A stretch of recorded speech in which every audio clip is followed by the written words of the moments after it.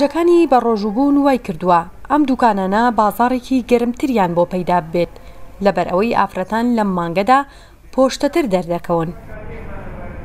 لەلای ئێمە بازارێکی تقریبان زۆر باشەیە یانی بەس لەچێک بەعام هەموو کاتێک بازارێ بەڵە ئەمانە لەکسەر ئەم مۆدلانەی تر کە نزیکی ڕەمەزان بێتەوە سەرفی هێوەکو پێشی ڕەمەزان بێت بەس ئەمانی سەرۆ مەعادەر بڵێن بازاریان تقریبا باشترێکە چکەمانە هەم ساریان مناسبە هەم خەڵک ئێستا زۆر بەکارێنێ بۆ مناسبات.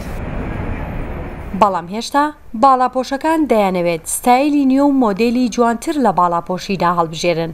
هەر ئەوەش وای کردووە بازاڕەکانی باشووری کوردستان لە مانگی ڕەمەزاندا شوێنی کێبڕکەی جلوبەرگی ئێرانی و تورکی و وڵاتانی کەنداو بن. هەموو کەسێ لە پێش هاتنی ئەم مانگەیە خۆی ئامادە ئەکەم هەم بۆ جلوبەرگ هەم بۆ سەرپۆشیش لەبەر ئەوەی ئەم دوانە لە مانگی ڕەمەزانە خەڵک بەیاخی پێەیە بە تایبەتی لەچکەکە. کە ڕەمەزان نزیکتر بێتەوە پێشتر خۆمی بۆ ئامادەکەم لە ڕووی پۆشاک و جلوبەرگ و لەچکۆم.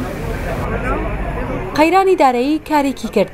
ئەمساڵ بازرگان و فرۆشیاران نەتوانن وەک ساڵانی ڕابردوو نرخی جلوبەرگیش بە شێوەیەکی بەرچاو گران بکەن چونکە خەڵک بێپارێ و ناتوانێت لە بازارێکی گراندا مامەڵە بکات.